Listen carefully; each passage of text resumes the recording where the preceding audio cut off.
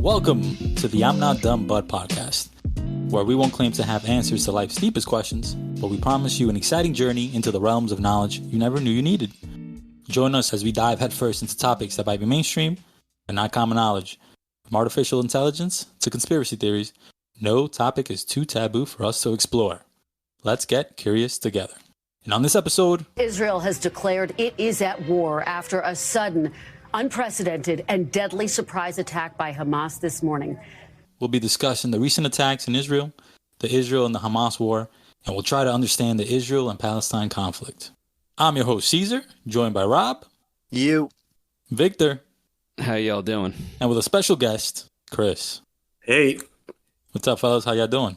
Good, man. So we are getting into the topic that might be mainstream, but not common knowledge, it seems like. Oh, it's mainstream. It's Well, mainstream. Mainstream. It's apparently not too taboo for us to talk about.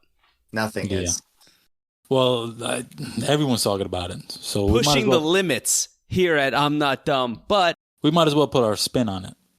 So, and hopefully, as a result of this podcast, we might be more educated and worldly.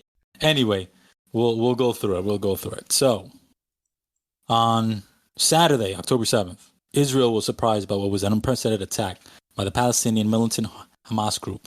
Hamas breached the walls that separated Gaza from Israel in a coordinated cross-border attack. They attacked by land, sea, and air. So this is how it unfolded. At 6:30, an attack began with a barrage of rockets from the Gaza Strip into Israel. After reports of rocket fire, Hamas fighters entered Israel near the Karam Shalom crossing, an important checkpoint between Israel and Gaza. Around the same time, Hamas also captured another Israel boarding cross station. By capturing these checkpoints, Hamas was able to sneak into nearby towns of the border with Gaza. Hamas then started taking hostages in neighboring towns, and many of them were taken back to Gaza. By the afternoon, Israel had scrambled a military answer, sending jets and launching a counteroffensive. At least 200 Israelis were killed and 1,000 injured. So what was your first initial reaction when you guys heard the news of the attack? It's been a couple of days, but what was your initial reaction? So, I've always kind of hear like stuff going on over there between the two, but I didn't actually know that it went down like the way you're saying it did. And then I've always kept hearing that there have been a couple of U.S. casualties as well, right? Yeah, there was because they took hostages, Wow. Israeli hostages, and they took I think U.S. hostages, but there were some casualties from I think a couple of countries as well. A couple of reports have. There was some kind of festival, right? That's also, yeah, they one of the neighboring towns in the border, I think had a festival with like young people, and like I think 200 of them died. There was videos, there was videos of Horrible. people at the concert, just some crazy stuff. Chris, what was your initial reaction when you heard the attack? Yeah, it was like, really, it was like, what the fuck, Like, I was like kind of speechless. I didn't know what to say. I was just like, I can't believe this, But, I don't know. It was really like, really a speechless, and then I didn't know what to think. Victor, what about you? I just think acts of violence are tragic, and thoughts and prayers. Well, to be honest, when I first I saw the breaking news on my phone, and I got it, and I read the headline of the article, and it was like, again, I was like, damn, these guys are always fighting. Oh, there's always something going on over there, and I was like, damn. But then when I started seeing the numbers, I was like, oh, this might be a little different.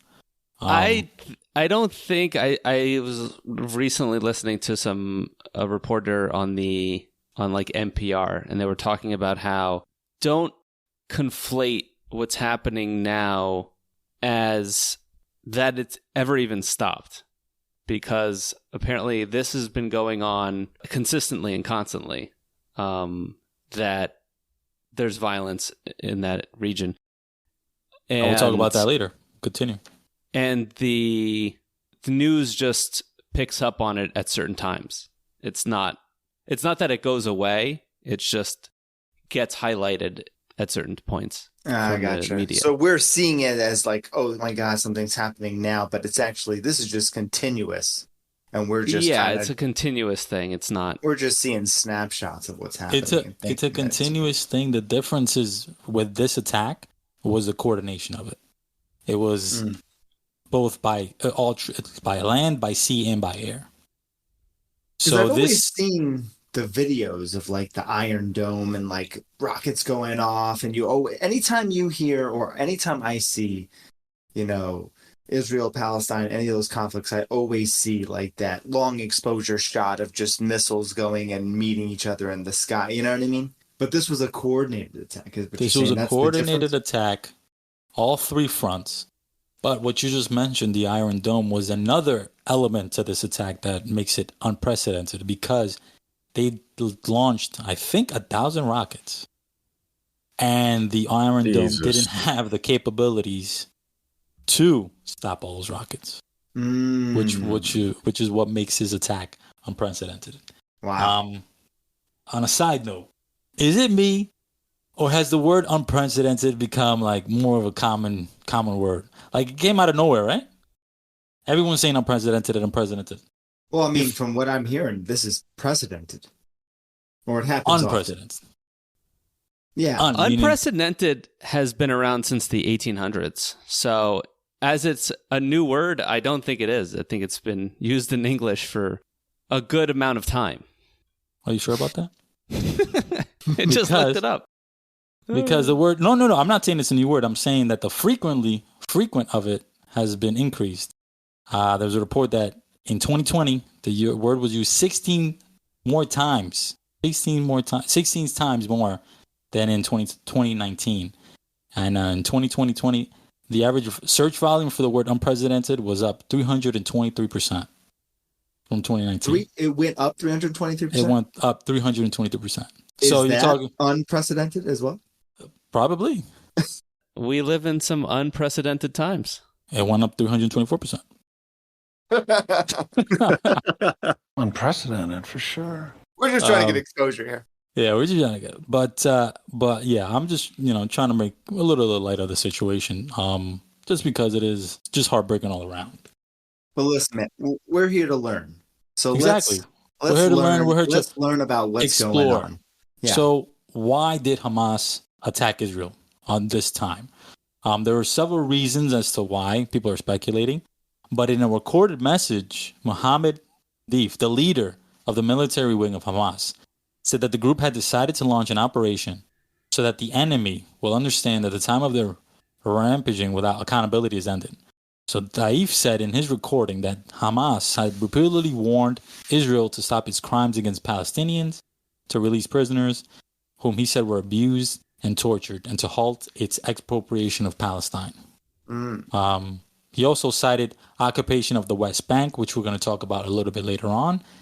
He mentioned the recent Israeli police raids on the Aqsa Mosque in Jerusalem. And for reference, this mosque is a compound that's revered by Muslims and is considered a noble sanctuary.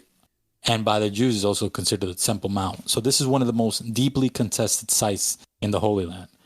So that was one of his reasons. For all religions, right? Or for many religions, right? Yeah. Well, this Abrahamic mosque, religions. Yeah, this mosque was. I know Jerusalem itself is just but those are his reasons for this recent attack that he mentioned.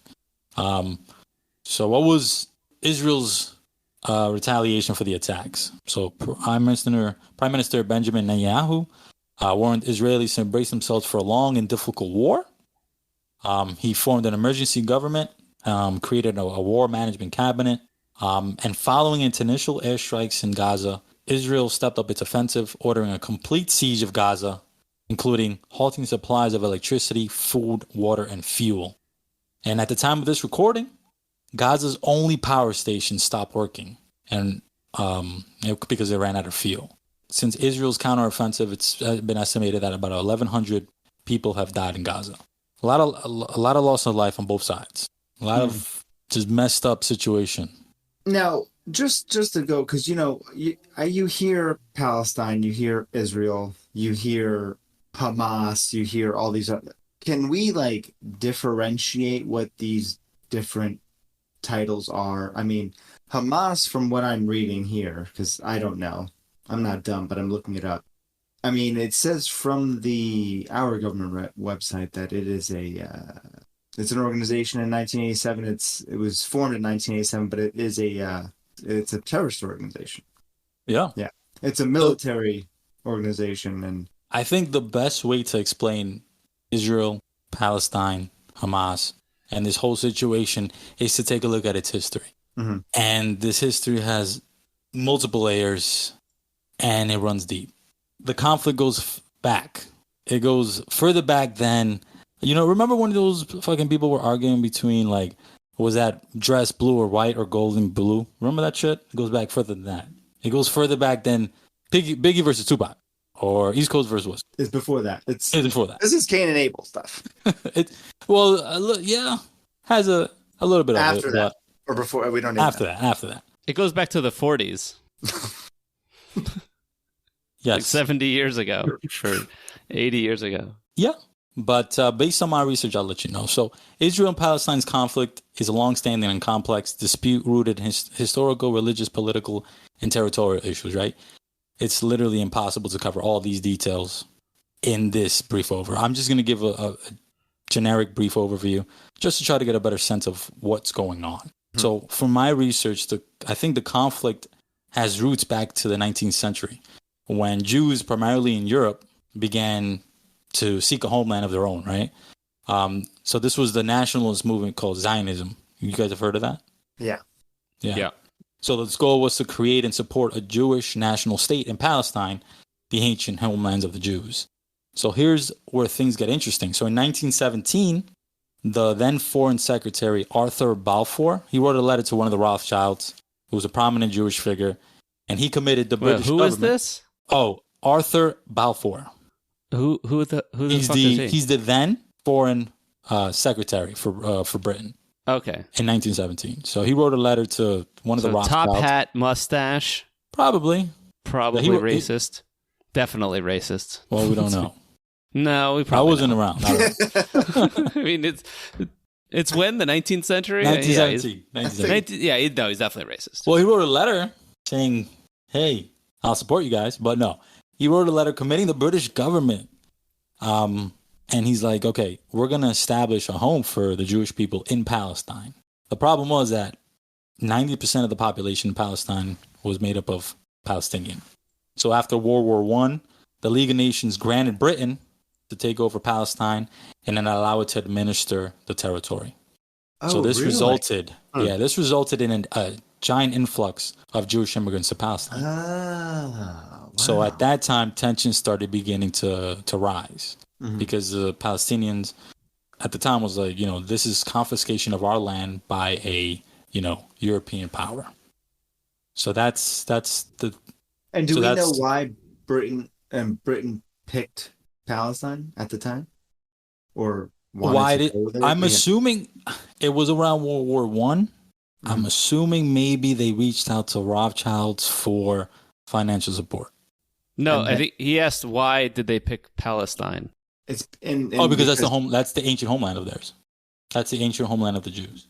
I think in the Bible, so from 1920 to 1946, when all this was happening, the Jewish population increased in Palestine by about 33%, but they only owned 6% of the land.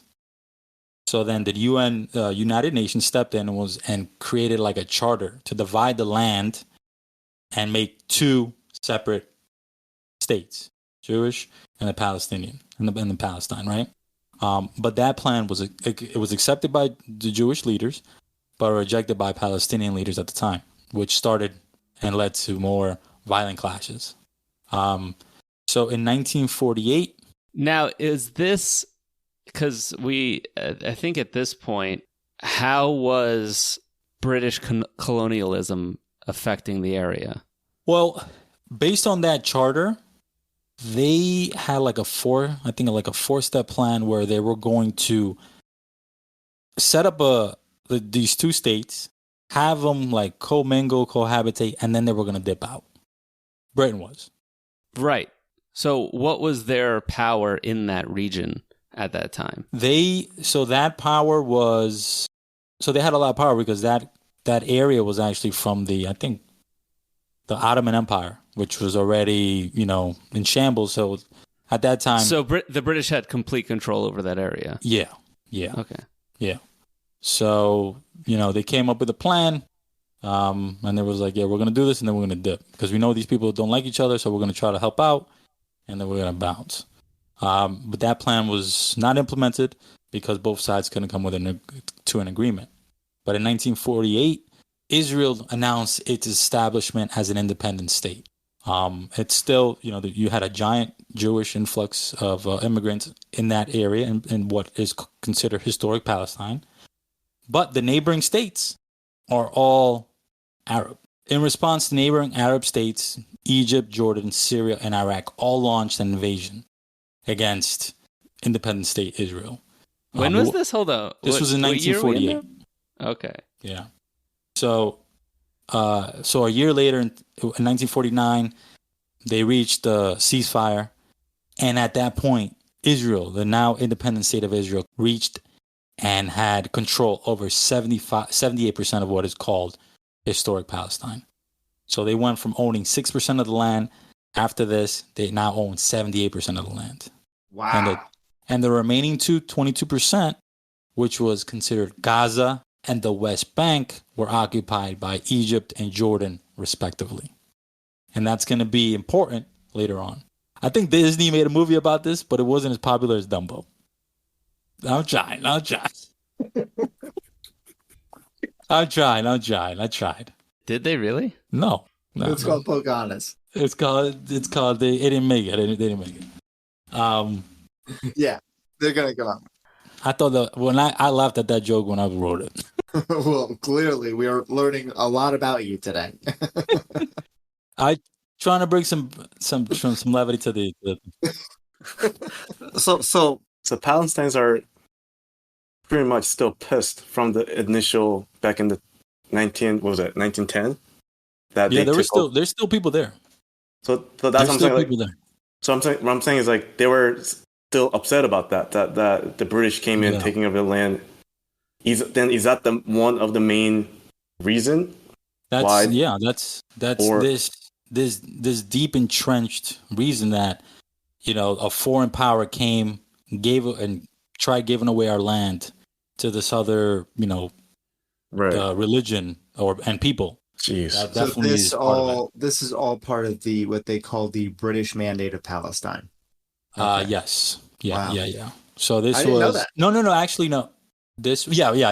Yes. I mean, not right. to stray off topic too much, but I mean, this isn't anything new. I mean, they had European colonial powers carved up Africa in a similar way, just being like, okay, we're going to carve it up this way. I don't care if these tribes don't get along. It's not our problem. Like, this is how we're going to do it. They need to work it out. Yeah. And then after they left, it just continues. The turmoil continues. And then they just get to leave. Yeah. Isn't that what we kind of did we were supposed to do in Afghanistan and Iraq? Like, we go in, we change. No, that's different. That is different because we didn't change borders. Like, we didn't carve up Afghanistan. We went to quote unquote forced democracy on them. But the thought was that if we go in there, depose the government, and just force them to do a democracy, everything would work out. We, took 20-something years to realize that doesn't always work. So yeah, and then pulling out just creates like a power vacuum. And I mean, as soon as you depose a dictatorship, it creates a power vacuum, which was the issue. And that was the issue in Libya as well, because we thought the same thing. So this was a little different. They were trying to establish these two states. This agreement didn't work out. But I mentioned that now Israel has ownership of 78% of what we know as historic Palestine, and the other 22% are made up by Gaza and the West Bank. And before we move on, we got to talk about what is Gaza, what is the Gaza Strip, and what is the West Bank. So the Gaza Strip is actually an area that borders Egypt and is currently home to 2 million Palestinians. It's a densely packed area, and it's only about twice the size of Washington, D.C. So it's not that big, compared to things, and it's only with 2 million inhabitants. And then the West Bank is another area that's located within Israel. It's much larger than the Gaza Strip. And it stretches across the eastern border of the Jordan River. So that's why it's called the West Bank. So these two areas were occupied by Egypt and Jordan, respectively, right? So the Palestinians live here now. In Gaza. So they are in Gaza Strip and the West Bank. The West Bank. Okay. Israel now, the rest of what this landmass, Israel has ownership of it. And why these two areas? Is there like some sort of... I'm not entirely sure why they only kept those two areas. That's just the way they work. I guess because also like maybe it was because of the two other countries that were administering Egypt. They were closer to the other two countries. So maybe that's what happened.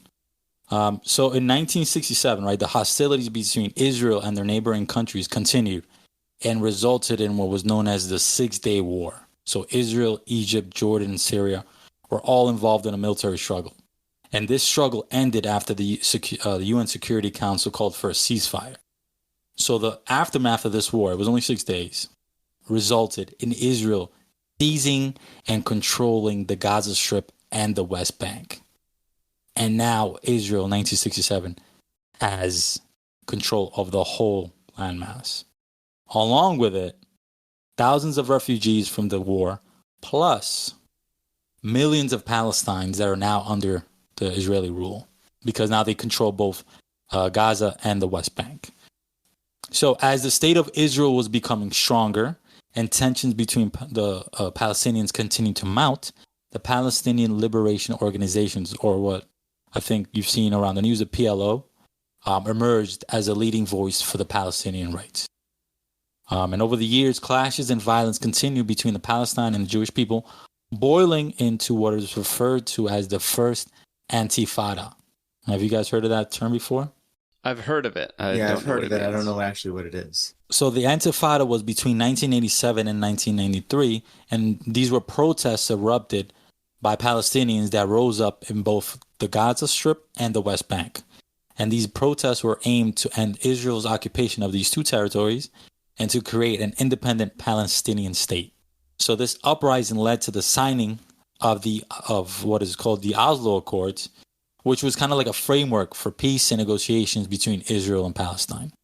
So you might be asking yourself, Caesar, so where's Hamas in all of this? So it was at this same time in the Intifada that Hamas was actually created. So Hamas is a militant Palestinian nationalist and Islamist movement that is dedicated to establish an independent Islamic state in Palestine. Hamas does not recognize Israel as an independent state. They want to get rid of Israel. So what is the difference between, you mentioned the PLO and Hamas? So I didn't really get into that. One was good with carrots. They seem to be more figureheads. Hamas is violent. Right. And the PLO is, I guess, more, they want to do things. Non-violent, yes. And they're stationed in the West Bank. And Hamas is in the Gaza Strip. So Hamas came from the Intifada. They are a terrorist organization, yes. They're recognized by Israel as a terrorist organization, the U.S. and other foreign nations, because they launched violent attacks, included suicide bombings in the 90s during those peace negotiations that I mentioned earlier.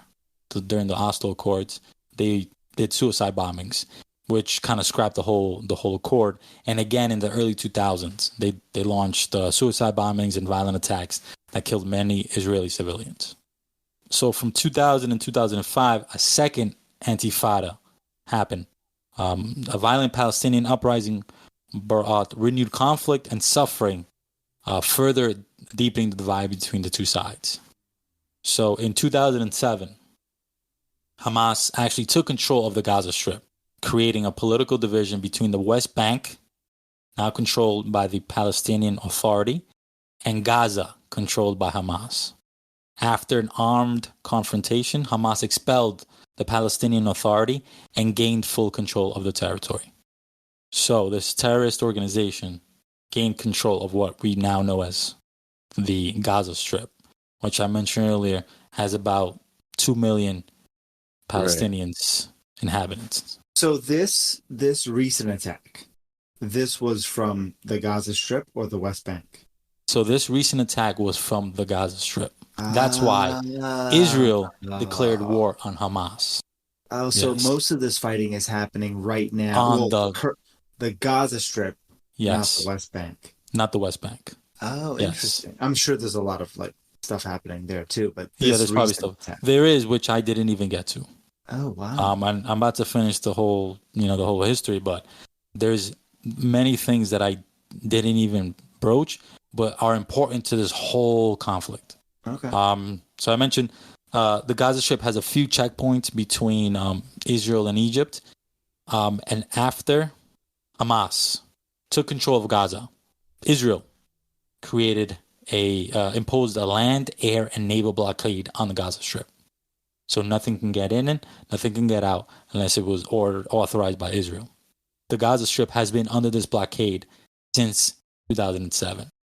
So as a result, the conditions within Gaza, the Gaza Strip for the Palestinians has been dire.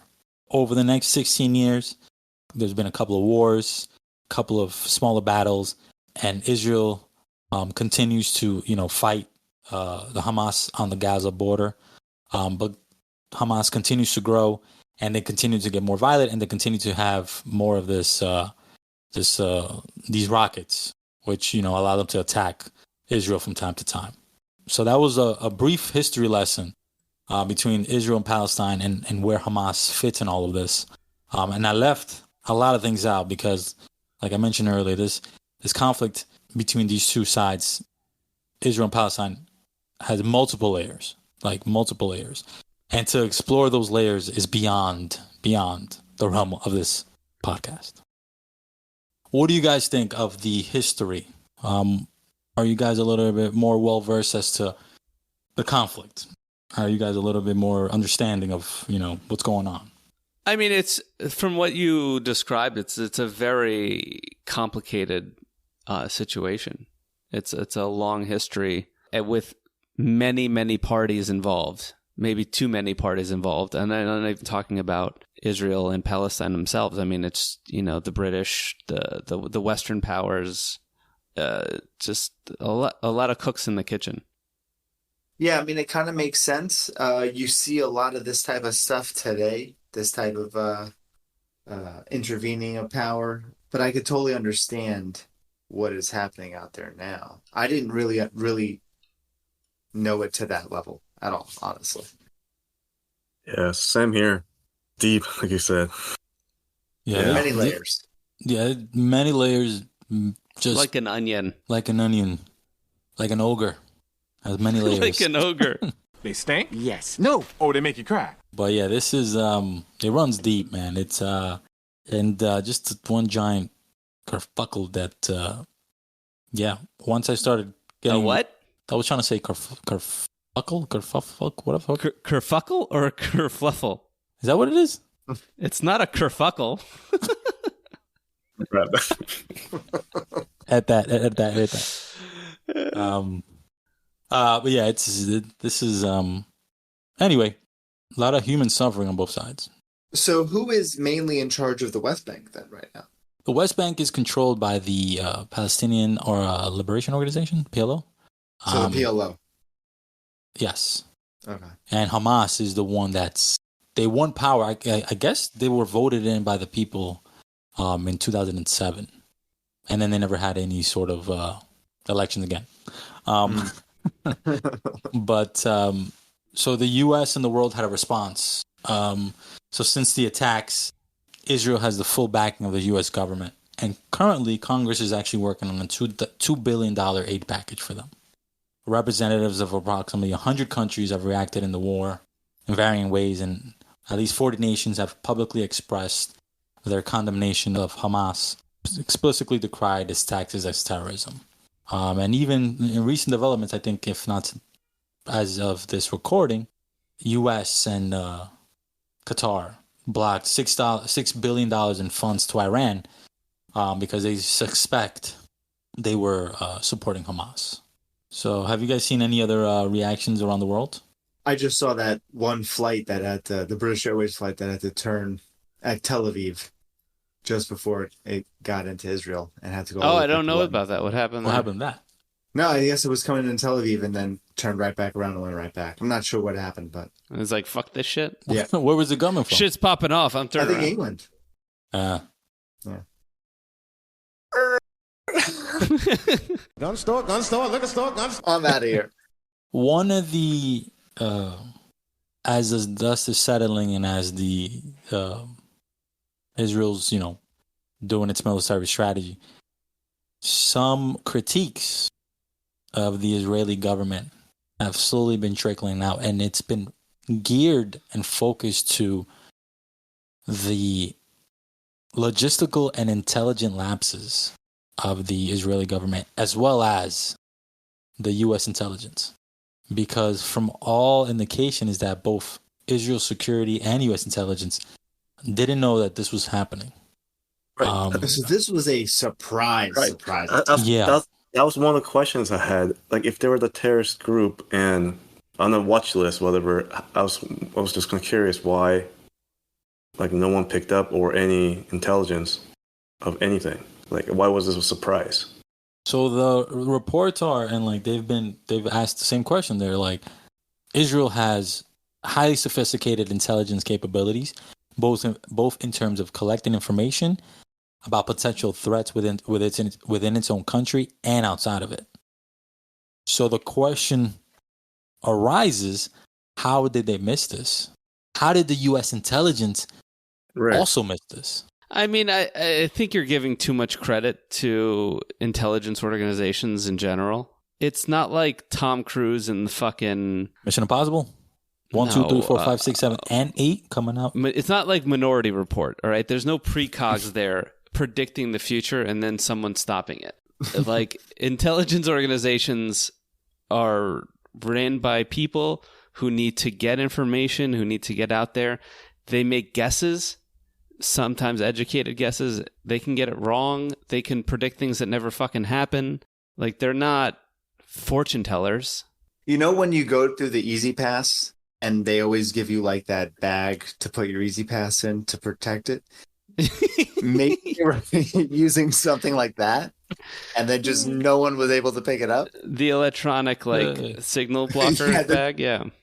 There's like a raptor turning in. It's like, I just lost him, and then he just pulls off. What happened? Or it was that someone picked it up and it was an intern, and he was like, it doesn't sound that important. What is this? What is it? This is our grocery list? What's Hamas? So that's one of the very few critiques right now that's been happening. And I had the same question. I said, how could this pass?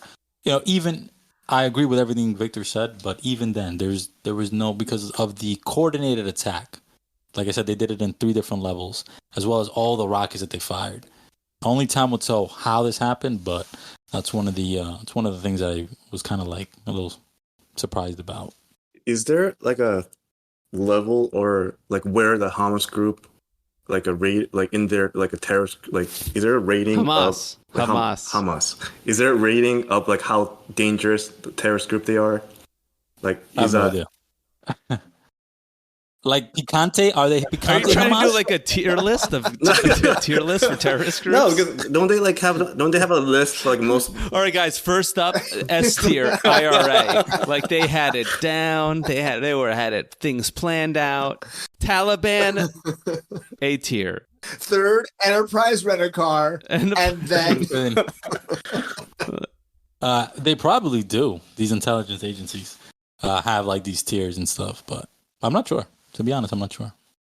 But they've been doing it, like Victor said earlier, this fighting has been going on for a very long time.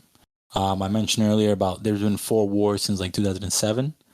The conflict continues to boil over. So they have the capabilities to launch assaults. Again, what stands out about this is the fact that it wasn't captured and it was just on multiple levels. Dangerous dudes.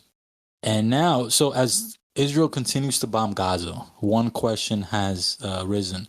Will they launch a ground assault? Because they did the blockade. So I mentioned that the Gaza Strip has been under a blockade since 2007. Israel tightened that. So now there's nothing. There's no electricity, no nothing. So when we have just so I get a visual, because what I'm imagining, I don't really know. So let's take the Gaza Strip. There's a wall. They have walls. Who built those walls? Like they Israel. built this. Israel built a wall. Yes. And is completely. Yes. Just covering. Okay. So from my understanding, they have walls. They have a barbed wire fence that the Hamas fighters cut when they were doing this attack. But the Gaza Strip is close to the water, so they also Israel has the Navy blockade as well on the water. So they did this. Yeah. So they did this by land. So by land, sea, and water. So I don't know. So just to that answer your question. Yeah. So the Israeli military says it's preparing for a possible ground operation in Gaza. But the political leadership has not decided on one yet. They mentioned that previously there were 4 rounds of fighting between Israel and Hamas between 2008 2021, which all ended inconclusively. They fought and Hamas got battered, but they still remained control.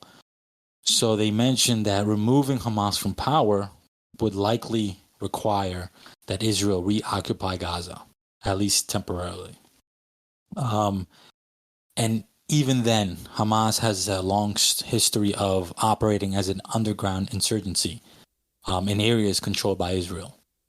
So a ground offensive would also likely result in surge of casualties on both sides.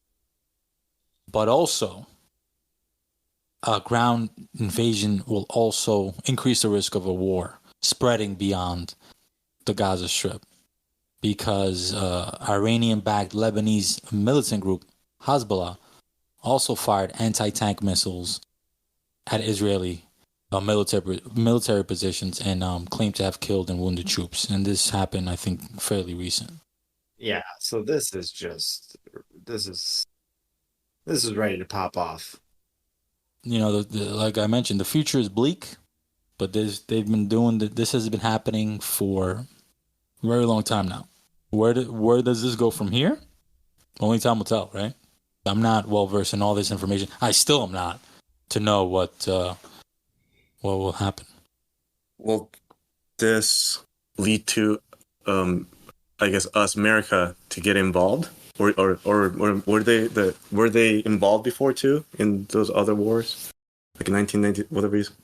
The U.S. is always involved in one way or another, either financially, didn't you say we're technology-wise? Yeah, Israel has a full backing of the U.S. government. No, I mean like military-wise. Like, is our troops there, or they've been involved, or I don't know. From the last news reports that I heard, that we have deployed aircraft carriers to the region to ensure safety as a preventative measure for any other nation to get involved. Take that as you want. So they blocked. I mentioned earlier that they blocked $2 billion or $6 billion, whatever the amount, from funds from Iran, because they think that Iran was helping out Hamas. So I think in his statement, President Biden was like, Israel has our full backing, and like Victor mentioned, if anyone. He was kind of basically saying, if anyone decides to jump in, just know that the U.S. is here and has Israel's back 100%. So that means, if Iran decides to do something, or, I mentioned Hezbollah earlier, decided to start fighting from the West Bank now and not just, from the Gaza Strip, potentially the U.S. can get involved. That was a pretty good run through of what's going on over there. I had no idea. Yeah. With all that stuff, because you hear about it, but you never know about the history. You never know about where it started. You never know, you never really get all the details on anything. But wow, yeah, this has just been like a heated battle for years now. It's been a long time. I guess when the hatred and the violence runs that deep, is there really a way for peace in any conflict, especially like something like this? I have no idea. No, I don't know, man. I think this is not the end. We're far from it. From my little understanding, most likely it'll continue to go. So, Chris, what'd you learn today, man? A lot. The stuff like you said, like I hear about it, but I didn't know how deep or the history behind it. Like, it's different when you are, Israeli or Palestinian or something from there, and then you know the history versus you're like an outsider. It was actually, now I understand the whole, or at least I have a little understanding of what's going on. So I think when I see the news or anything like whatever I see now, it's gonna be different how I view things or how I'm gonna take it in. Rob, what about you, man? What I took away from this was the way you broke up that region. So now the Gaza Strip, which is mostly run by Hamas, the terrorist organization, and then the West Bank, which is kind of has the PLO, and understanding the differences and where they arrived from, kind of from a similar spot, but taking two different approaches.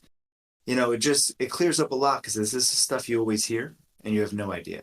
You know what I mean? So I really like that. And then just as you were talking, I was on there on the map, just kind of getting an idea of what the region looks like, and just gives you a better understanding of what's happening over there. So this really cleared up a lot for me. And like Chris was saying, I think as I read more about how this is going to unfold, I think I'm going to have a better idea of what's happening. Because honestly, completely lost with all of this before. Victor, what about you, man?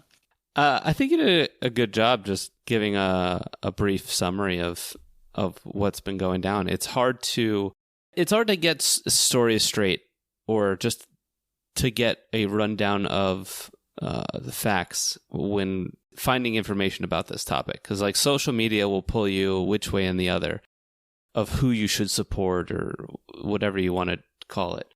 And this was just a great kind of overview of all that. I want to know, how did the Ottoman Empire handle all this? Because we didn't hear anything about it when they had control.